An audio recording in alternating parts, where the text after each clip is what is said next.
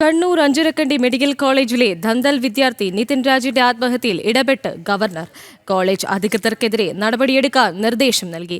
ആരോഗ്യ സർവകലാശാല vice chancellor Mohanan കുന്നുമലാണ് നിർദ്ദേശം നൽകിയത്. വിവരങ്ങളുമായി പ്രശാന്ത് ശങ്കരമംഗലത്ത് ചേരുന്നു. പ്രശാന്ത്, നിതിൻ രാജിന്റെ മരണത്തിൽ കോളേജ് അധികൃതർക്കെതിരെ നടപടിയെടുക്കാനാണ് ഇപ്പോൾ നിർദ്ദേശം നൽകിയിരിക്കുന്നത്. പറയൂ. ഗോപിക, അഞ്ചരക്കണ്ടി മെഡിക്കൽ കോളേജിലെ ദന്തൽ വിദ്യാർത്ഥി നിതിൻ രാജിന്റെ ആത്മഹത്യയുമായി ബന്ധപ്പെട്ടാണ് ഇപ്പോൾ ഇടപെടൽ ഉണ്ടാക്കിയിരിക്കുന്നത്. അത് ചാൻസലർ കൂടിയായിട്ടുള്ള ഗവർണറുടെ ഭാഗത്തു നിന്നാണ് ഇടപെടൽ ഉണ്ടായിരിക്കുന്നത്.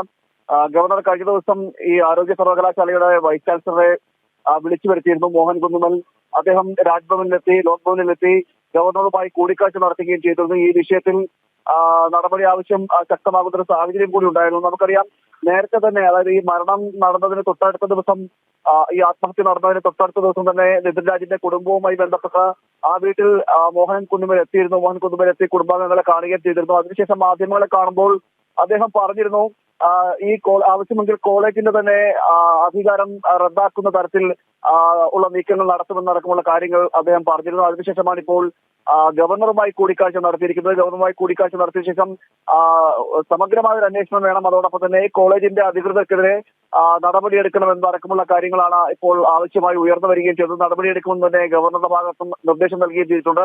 എന്തായാലും അതിനുശേഷം ഇനി തുടർന്ന് ആരോഗ്യ സർവകലാശാലയുടെ ഭാഗത്തും അടക്കം നടപടികൾ ഉണ്ടാകുമെന്നാണ് ഇപ്പോൾ നമുക്ക് മനസ്സിലാക്കാൻ കഴിയുന്നത്. കാരണം കോളേജ് അധികൃതരുടെ ഭാഗത്തും ഗുരുതരമായിട്ടുള്ള വീഴ്ച സംഭവിച്ചു എന്നാണ് നിലവിൽ പ്രാഥമികമായിട്ട് തന്നെ ലഭിക്കുന്ന വിവരം. മാത്രമല്ല, ഇത്തരമൊരു 2 അധ്യാപകരിൽ നിന്നും നിരന്തരം വിദ്യാർത്ഥികൾക്ക് അധിക്ഷേപമേൽക്കേണ്ട സാഹചര്യം ഉണ്ടാകുമ്പോഴും പരാതികൾ നിരവധി തവണ ലഭിച്ചിട്ടും കോളേജ് അധികൃതർ കൃത്യമായ രീതിയിൽ ഒരു നടപടിയെടുക്കാത്തതാണ് ഈ നിതിൻ രാജിന്റെ ആത്മഹത്യയിലേക്കും മരണത്തിലേക്കും ഒക്കെ വഴിവെച്ചത് എന്നാണ് ഇപ്പോൾ വിലയിരുത്തലായിട്ട് ഇരിക്കുന്നത്. അതുകൊണ്ട് തന്നെ കർശനമായ നിർദ്ദേശമാണ് നൽകിയിരിക്കുന്നത്.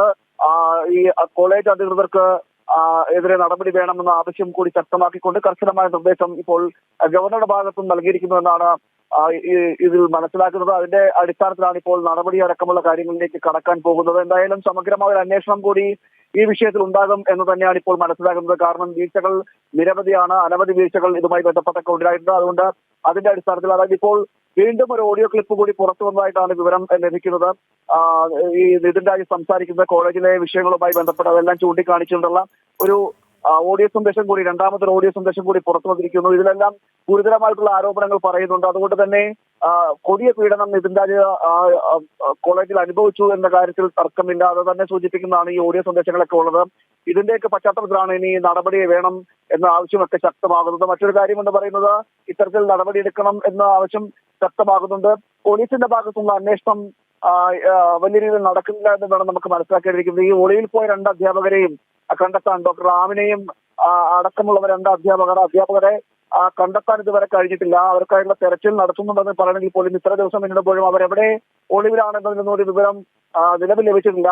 എന്തായാലും ഈ അഞ്ചരക്കണ്ടി മെഡിക്കൽ കോളേജിലെ നിതിൻ രാജിന്റെ ആത്മഹത്യയുമായി ബന്ധപ്പെട്ടുള്ള സമഗ്രാന്വേഷണം നടത്തണമെന്നും അത് കോളേജ് അധികൃതർക്കെതിരെ നടപടി വേണമെന്നുള്ള ആവശ്യം ആണ് ഇപ്പോൾ ഉയർന്നു വന്നത്. അത് തന്നെയാണ് ഗവർണറും പറഞ്ഞിരിക്കുന്നത്. എടുക്കാനുള്ള നിർദ്ദേശം നൽകിയിരിക്കുകയാണ്.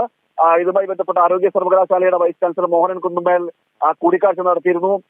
ഗവർണറുമായി കൂടിക്കാഴ്ച നടത്തിയിരുന്നു. ലോക് ഭവനിൽ എത്തിയിരുന്നു. അതിനുശേഷമാണ് നടപടി എടുക്കാനുള്ള നീക്കങ്ങളിലേക്ക് കടക്കുന്നത്. എന്തായാലും കോളേജ് അധികൃതർക്കെതിരെയും കോളേജിനെതിരെയും മാനേജ്മെന്റിനെതിരെ അടക്കം നടപടി ഉണ്ടാകുമെന്നാണ് ഇപ്പോൾ നമുക്ക് മനസ്സിലാക്കാൻ സാധിക്കുന്നത്.